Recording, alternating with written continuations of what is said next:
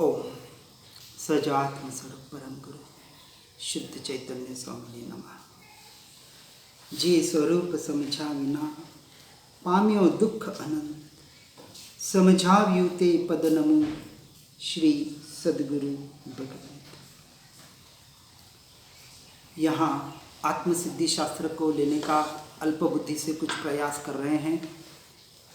जो अंबालाल भाई ने भावार्थ किया था वचनामृत में, उसी को ले रहे हैं। पहली शंका के द्वारा गाथा 48 तक हमने कल देखा था। यहाँ आत्मसिद्धि के शुरुआत में ही कह दिया, जे स्वरूप समझा बिना।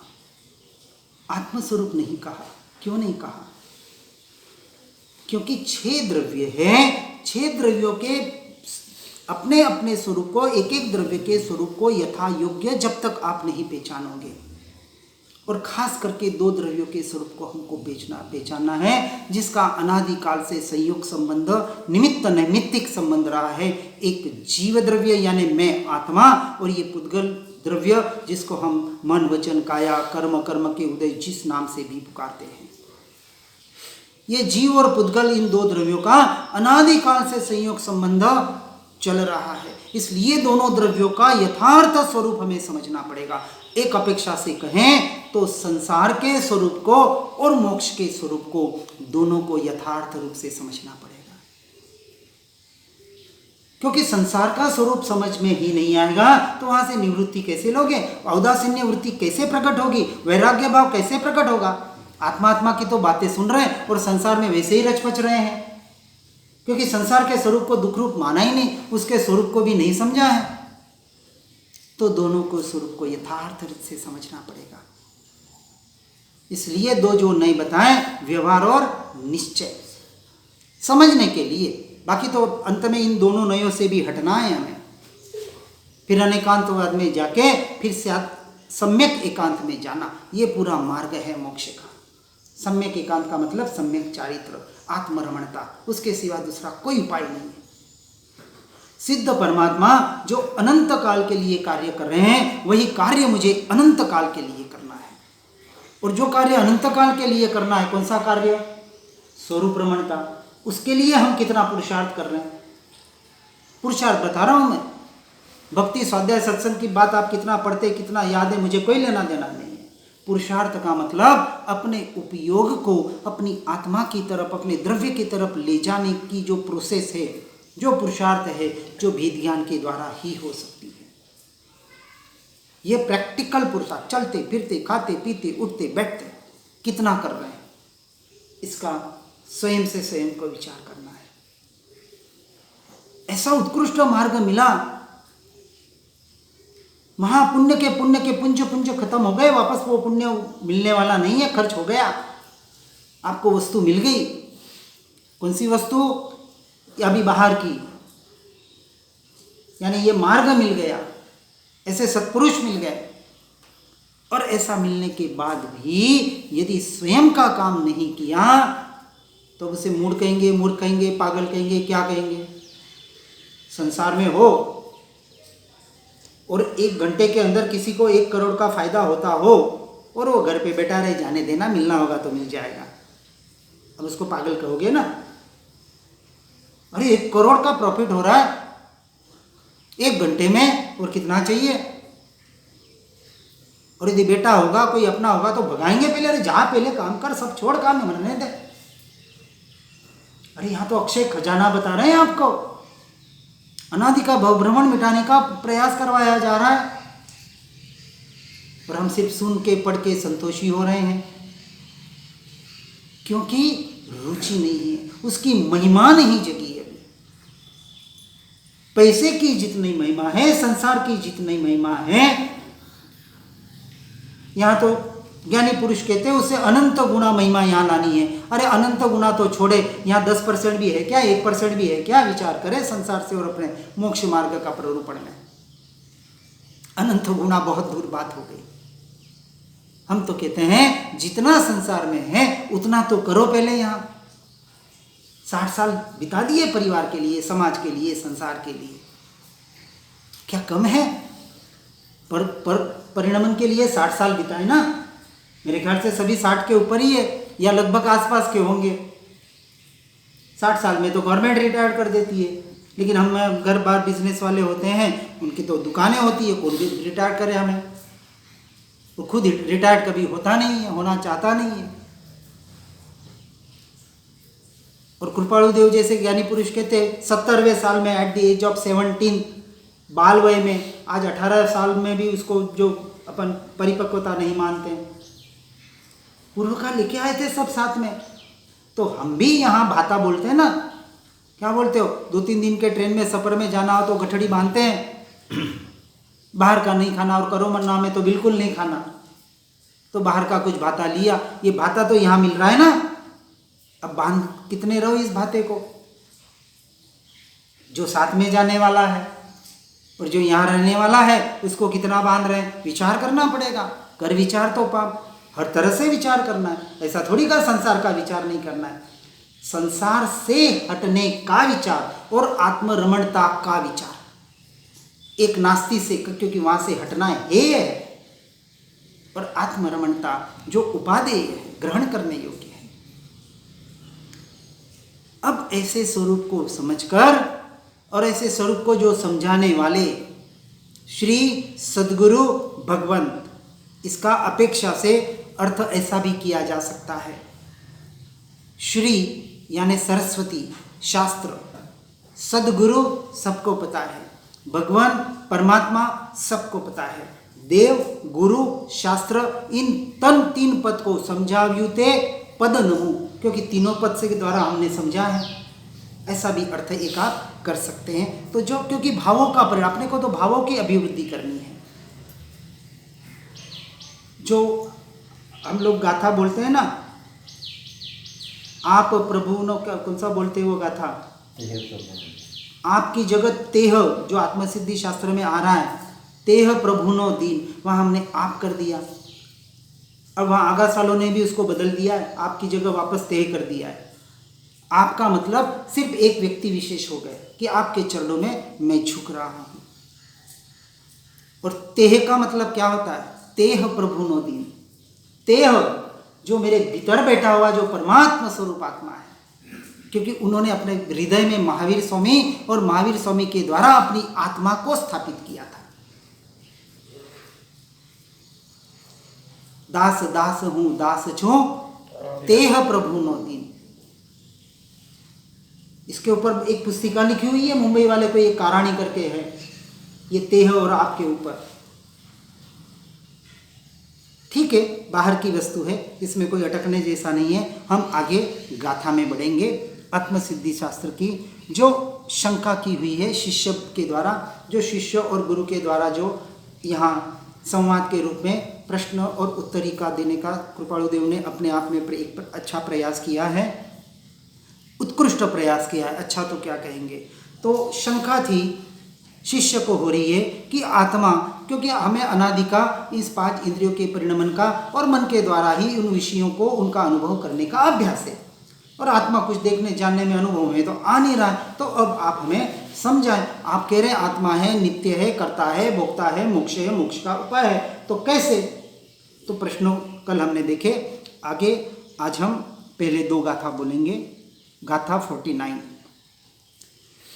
आत्मा का अस्तित्व है ऐसा सद्गुरु समाधान करते हैं। भास्यो देहाध्यास थी आत्मा देह समान, पण ते बन्ने भिन्न छे प्रगट लक्षणे भान। भास्यो देहाध्यास थी आत्मा देह समान, पण ते बन्ने भिन्न छे जेम असीने म्यान। अपने शिष्य के उत्तर में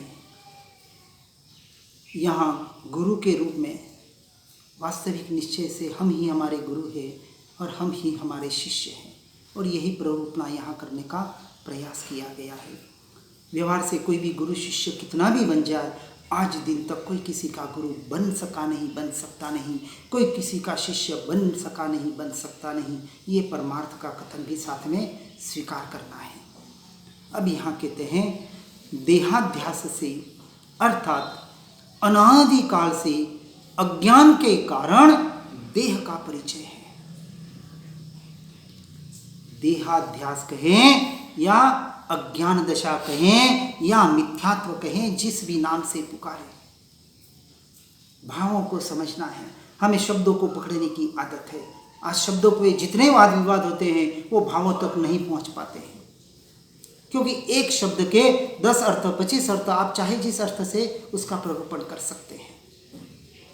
इसलिए अमृतचंद्राचार्य जैसे आचार्य को लिखना पड़ता है, अक्षर से शब्द बने, शब्द से वाक्य बने और वाक्यों से शास्त्र बने। जो इनमें अटक जाता है वो तो भटक जाएगा, पर इनके द्वारा जो अपने में अटक जाता है वो पार हो जाता है। बात बराबर समझनी है। वचनामृत कहा, वचन अमृत नहीं है। वचन तो जड़ है, पुद्गल है। अब ये पुस्तक कहे, ये शब्द कहे, जड़ ही है, जो है सो है। जब तक ये शब्द, ये वचन, ये गाथाएं यहां परिणमित नहीं होती, कहां? अपने में, तब तक वो अमृत रूप धारण नहीं कर पाती। अमृत तो यहां बनता है, अपने भीतर, अपने भावों में, नहीं तो बाहर का तोता रटन अनादिकाल से कर रहे हैं। हम राजकोट में गए थे, एक संडे था और वहाँ पाठशाला चल रही थी ज्ञान मंदिर में। गए, एक ने बताया कि कंठस्थ है इसको आत्मसिद्धि में, कि बहुत अच्छी बात है। बच्चे को बुलाया उन्होंने कहा आप पूछो इनको। मेरे को कुछ नहीं पूछना, क्या पूछे, आप सिखाई रहे। मैंने सिर्फ बच्चे को इतना ही पूछा कि आत्मसिद्धि पूरी याद की तूने, कितनी गाथा का अर्थ आता है तुझे? क्या आत्मसिद्धि तो याद कर ली, क्या आत्मसिद्धि याद करने से आत्मसिद्धि हो जाएगी? मैंने कहा अर्थ कितने गाथा का आता है? नहीं। फिर टीचर ने भी बोला अर्थ तो हम भी नहीं सिखाते, क्योंकि वही परिपाटी चल रही है। पहले थोकड़े सिखाते थे, सामायिक प्रतिक्रमण के सूत्र सिखाते थे, अब आप यहाँ आत्मसिद्धि शास्त्र सिखा रहे हैं, याद करो, कंठस्थ करो।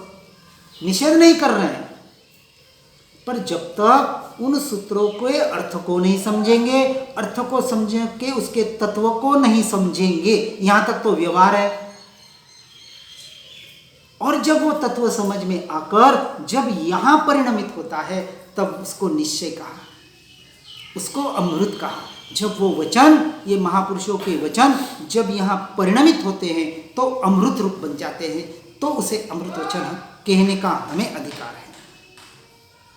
ठीक है, व्यवहार से जो भी करते हैं हम निश्चय, यानी एक बात समझना, इन सारे के परिचय यहाँ यही बता रहे हैं बार बार कि उस अज्ञान, अनादि के अज्ञान के कारण देह का ही परिचय है। इस मार्ग में आने के बाद भी हम कहीं ना कहीं मताग्रही, हटाग्रही हो रहे हैं।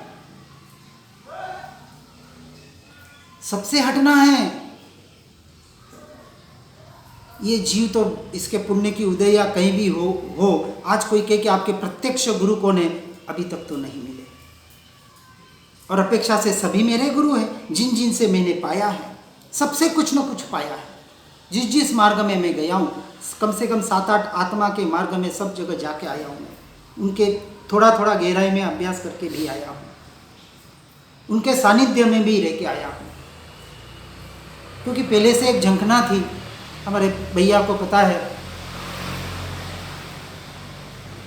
एक अंदर से जिज्ञासा थी। अब मैकेनिकल इंजीनियर था तो वो कल ही बात निकली थी कि आपको प्रयोग करने की आदत हो गई है। मैं क्यों, बिल्कुल है।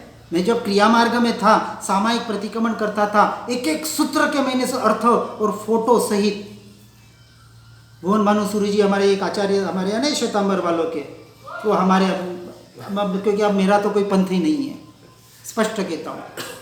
कोई कहे कि आप जैन हैं, मैं हाथ जोड़ता हूँ, मैं तो आत्मा हूँ और मैं कुछ नहीं, और मैं कुछ हूँ ही नहीं, और मुझे होना भी नहीं है कुछ। कोई रखे तो ठीक, न रखे तो ठीक, इसका जहाँ प्रारब्ध होगा इसको जगह मिल जाएगी। हमारे फूलचंद जी शास्त्री कहते हैं, इस संसार से, इस तीनों लोक से मुझे कोई निकाल दे, परंतु मुझसे कोई जुदा नहीं कर सकता। हमने यहाँ टंकोत्कीर्ण कर दिया, यह टंकोत्कीर्ण हो गया। वो यहाँ टंकोत्कीर्ण करना है। सुना पड़ा तो बहुत बार लाखों लोग सुन लेते हैं, सुनने पढ़ने की उतनी महिमा नहीं है, क्योंकि बिना पढ़े सुने भीतर में जाएगा भी कैसे बिना समझे। समझ के लिए बाहर का सब कुछ परिणमन बहुत जरूरी है। और कृपालु देव ने तो हर जगह स्वाध्याय और सत्संग की महिमा बताई है, पर उसको निश्चय से भी समझना पड़ेगा। मात्र पढ़ना लिखना स्वाध्याय के 5 जो भेद बताए, वाचना पूछना परिवर्तना अनुप्रेक्षा धर्म कथा, इतना ही नहीं, बाहर का स्वाध्याय कर रहे हैं, सीधे बैठ जाते हैं, सत्संग कर रहे हैं। अरे स्व का अध्याय करना था, उस स्वाध्याय के माध्यम से बाहर के सत्संग से सतस्वरूप आत्मा का संग करना था। ये यहाँ धर्म घटित होता है, बाहर धर्म नहीं है। समझना पड़ेगा बराबर। बहुत बाहर दृष्टि है हमारी, अनादि का संस्कार पड़ा हुआ है, निकालना पड़ेगा। यही बता रहे हैं, देहाध्यास से अर्थात अनादि काल से अज्ञान के कारण देह का यानी इस मन वचन काया का ही परिचय है, आत्मा का परिचय स्वयं का है नहीं। इससे आत्मा देह जैसा अर्थात देह रूप ही तुझे भाषित हो रहा है, प्रतिभाषित हो रहा है। देह को ही आत्मा और आत्मा को ही देह मान रहा है। हम बोलते हैं मुझे भूख लगी, बोलते हैं ना, भूख लगी बोलते हैं कि नहीं। अब ये मुझे कौन है जिसको भूख लगी? किसको भूख लगी? हाँ, पक्की बात।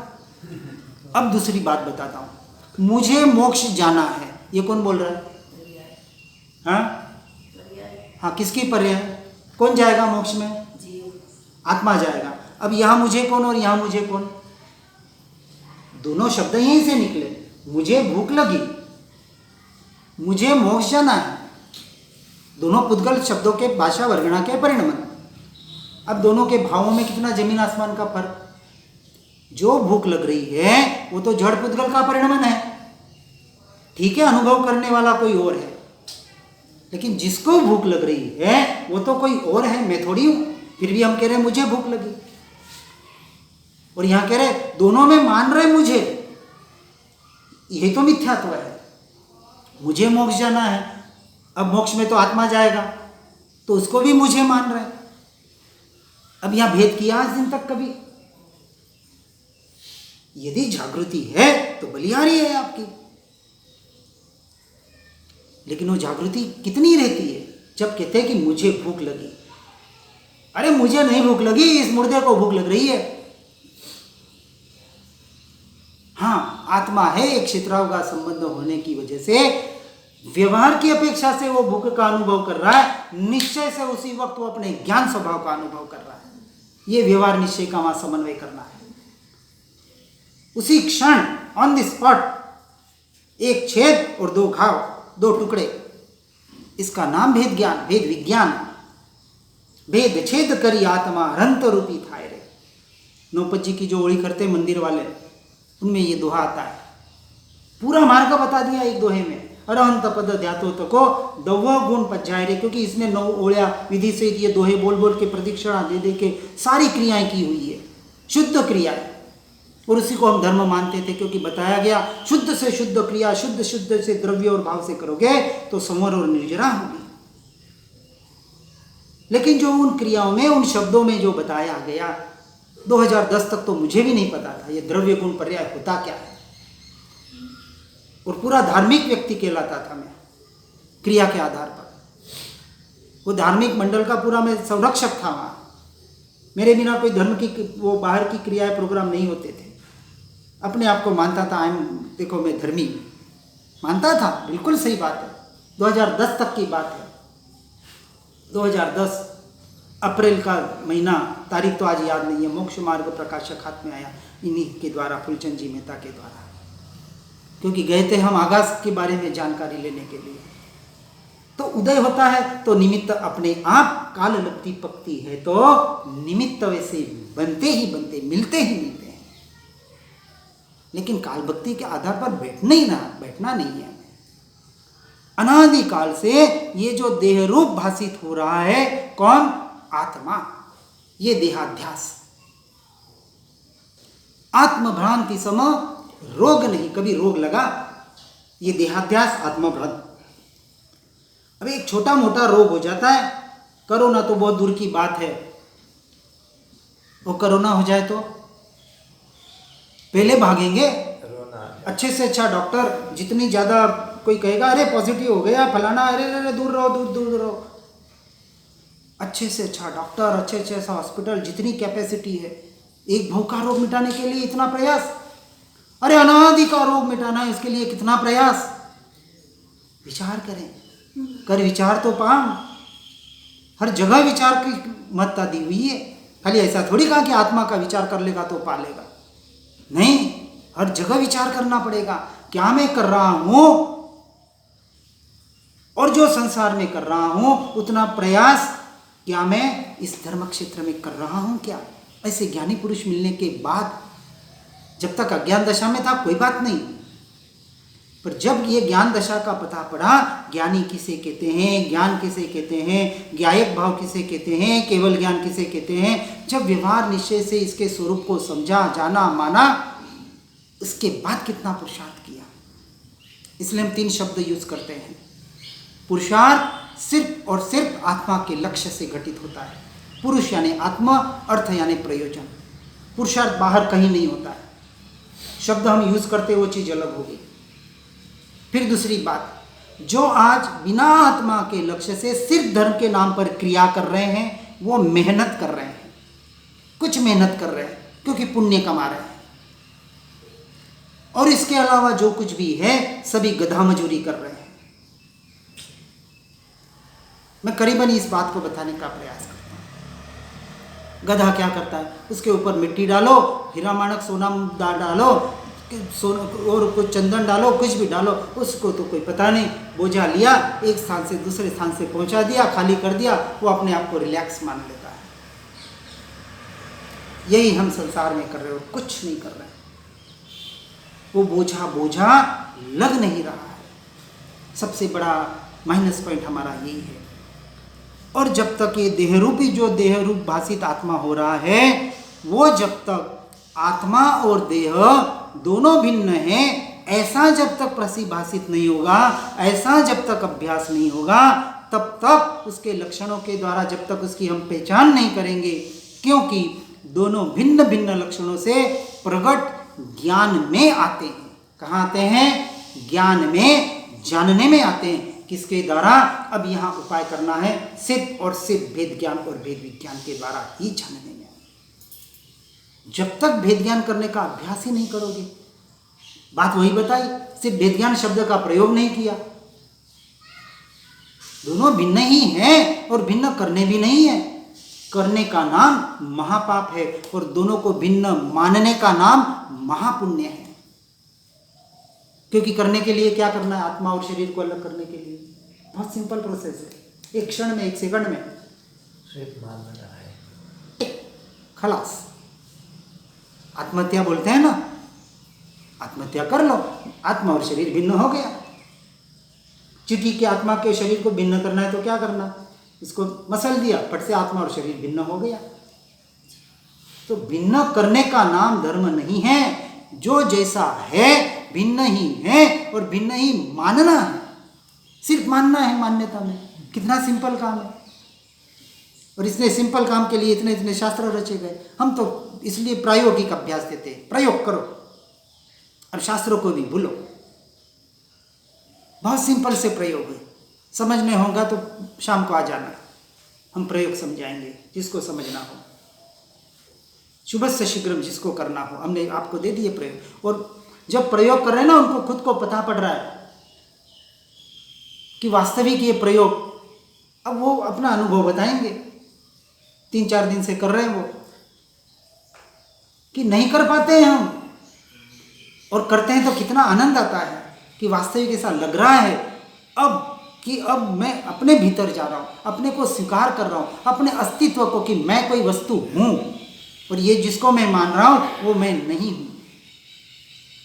प्रैक्टिकल अभ्यास, यही बात यहाँ बताने का प्रयास कर रहे हैं। और 50वीं गाथा में बताया कि अनादिकाल से अज्ञान के कारण देह के परिचय से देह ही आत्मा भाषित हुआ है, अथवा देह जैसा आत्मा भाषित हुआ है, परंतु अब ये जो भाषित हो रहा है यही तो भ्रांति है, और इस भ्रांति को निकालना है। और निकालने के लिए क्या करना है? सिर्फ मानना है। क्या मानना है? कि जैसे तलवार और म्यान रूप लगते हुए भी दोनों भिन्न हैं। क्योंकि तलवार जब म्यान के अंदर होती है तो बाहर से तो म्यान सहित के तलवार को हम तलवार कहते हैं, व्यवहार का कथन है। परंतु क्या म्यान और तलवार एक है, या तलवार जो उसके भीतर है वो तलवार है और बाहर की म्यान है? हमारी मान्यता में क्या है? मान्यता में तो है ना कि बाहर जो दिख रहा है वो तो कवर है, म्यान का मतलब कवर। वास्तविक तलवार तो जो लोहे की उसके भीतर में है वो वास्तविक तलवार है। वही तो यहां मानना है। व्यवहार से अपेक्षा से कहें तो शरीर सहित आत्मा है, वो व्यवहार का कथन हुआ कि है आत्मा, शरीर के भीतर आत्मा रहा हुआ है, आत्मा सहित शरीर अभी है, शरीर सहित का आत्मा है, उसको नकार थोड़ी रहे हैं। लेकिन मान्यता में क्या होना चाहिए? ये शरीर ये भिन्न है, म्यान है, और मैं तलवार हूं। अपने आप को तलवार स्वीकार करना है, ये बात यहां बता रहे हैं। दोनों भिन्न ही हैं, वैसे ही आत्मा और देह दोनों भिन्न और भिन्न ही है। ऐसा स्वीकार हो जाए तो समझ लेना सम्यक दर्शन है। स्वीकार का मतलब सुनकर पढ़कर नहीं, अनुभव के आधार पर। यहाँ अनुभूति का महत्व दिया है, और अनुभूति के लिए ये भेद ज्ञान का अभ्यास आज करे, कल करे, 100 साल बाद करे, भो के बाद करे, इसके बगैर छुटकारा नहीं है। किसके बगैर? सम्यक दर्शन के बगैर। और सम्यक दर्शन बिना भेद ज्ञान के हो नहीं सकता है, करना ही पड़ेगा, चाहे आपके प्रकार किसी भी प्रकार से हो।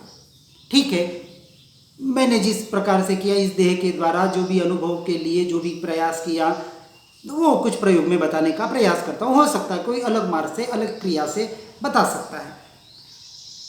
निर्दोष सुख निर्दोष आनंद ले गमे जाति मरे, जहां से मिले। अब हम तो सिर्फ वचनामृत को पकड़े हुए हैं। कोई कहे भाई समयसार का अभ्यास कर, कोई कहे वो मोक्ष मार्ग प्रकाशक का अभ्यास कर, कोई और भी कोई ग्रंथ बता दे। कृपाणु देव ने तो जिसको जिसको अपनी योग्यता से योग वशिष्ठ का भी अभ्यास बताया, और किसी को 2-3 और दूसरे ग्रंथों का भी बताया। तो बताया जिसको जहां से मिले, ले गमे जाती मरे। क्योंकि मुझे मेरे निर्दोष सुख और निर्दोष आनंद को, जो मेरा स्वरूप है, जो मैं हूं, उसका अनुभव करना है। फिर वो वचनामृत में नहीं मिल रहा है तो समयसार जी में ढूंढे, समयसार जी में नहीं मिल रहा है तो मोक्ष, वो जो भी जहां से भी मिले अभ्यास करते रहे।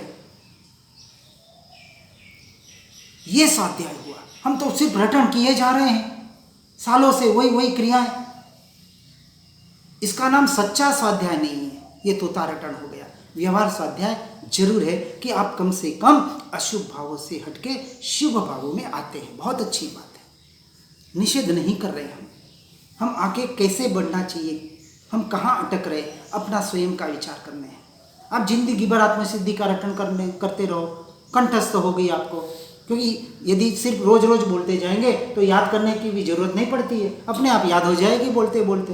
1 साल डेली रटन करो। क्यों हम किसी व्यक्ति विशेष में, किसी शास्त्र में ही अटक रहे हैं? मैं स्पष्ट बोल रहा हूँ, किसी को थोड़ा बुरा लग सके तो पहले मिच्छामि दुक्कडम, ये मैंने देखा है, अनुभव किया है। हमारे हम्पी में जाओ, मेरी आराधना स्थली है। 6 साल वहाँ साधना गुफाओं में रह के किए, महीना साल के 8 महीने में वहाँ रहता था। 2010 से जब ये मार्ग समझा, 2014 से तो मतलब 10 से ही संसार से निवृत्ति हो गई थी। ठीक है, कोई प्रतिकूलता आई थी जिंदगी में, सबके आती है, पर वो प्रतिकूलता मुझे सबसे बड़ा साधन बनी। संसार की प्रतिकूलता आती है, आई, और उसमें जो ये ग्रंथ पढ़े, और करीबन डेली 10 से 12 घंटा सिर्फ और सिर्फ स्वाध्याय करता था। लोग कीड़ा कहते थे, क्या दिन भर पढ़ रहे किताबों में ही मुँह, न घर से बाहर निकल रहे, न के आना न जाना, न कहीं मिलना। और हम्पी में भी जब साधना की, मुश्किल से 15 से 20 व्यक्ति से परिचय होगा, और उनके परिवार में क्या है मुझे आज दिन तक पता नहीं, 2-3 परिवार छोड़ के। मैंने किसी को कभी पूछा नहीं आप क्या करते हैं, आपके बच्चे, मुझे क्या लेना देना। वहाँ भी 12-12, 14-14 घंटे मेरा स्वाध्याय होता था, 20-20 घंटे में वहाँ गुफा में रहता था। तो ये शरीर मिला किस लिए है? अभ्यास करने के लिए तो मिला है, संसार बढ़ाने के लिए नहीं मिला है, आत्मा को जानने के लिए मिला है। और ऐसे सत्पुरुषों के वचन सुनने के बाद भी अब जो बताया कि म्यान और तलवार जैसे भिन्न है, वैसे ही है जीव, तेरा आत्मा इस शरीर से संपूर्णतः भिन्न है। उसको ऐसा जान, ऐसा मान और ऐसा अनुभव कर। मैंने किया, अब तुझे करना है। मेरा अनुभव किसी के काम नहीं आने वाला है, वो मेरे ही काम आएगा। कोई किसी को अनुभव करा नहीं सकता, परमात्मा भी नहीं करा सकते, तो दूसरों की क्या ताकत। स्वयं से स्वयं करना पड़ेगा। पूरा मार्ग पुरुषार्थ का है और पूरा मार्ग भीतर का है, बाहर कुछ भी नहीं है। बाहर साधन हो सकता है, तो साधन में अटकना नहीं है, और जब तक निश्चय की प्राप्ति न हो तब तक साधन को छोड़ना भी नहीं है। व्यवहार से धर्म होता नहीं है, व्यवहार के बगैर भी धर्म होता नहीं है। व्यवहार निश्चय का बराबर समन्वय करते चलना है, अपनी दशा को समझना है, और दशा के अनुरूप हर जीव अपने जीवन में आगे बढ़ने का पुरुषार्थ करके, इस सम्यक दर्शन को प्राप्त करके, जिनाज्ञा विरुद्ध कुछ भी कहने में आया हो तो मिच्छामि दुक्कडम। सुखधाम अनंत सुसंत चहि, दिन रात रहे तद ज्ञानमयि, पर शांति अनंत सुधामयति, प्रणमु पदते वरते जयते, ओ प्रणमु पदते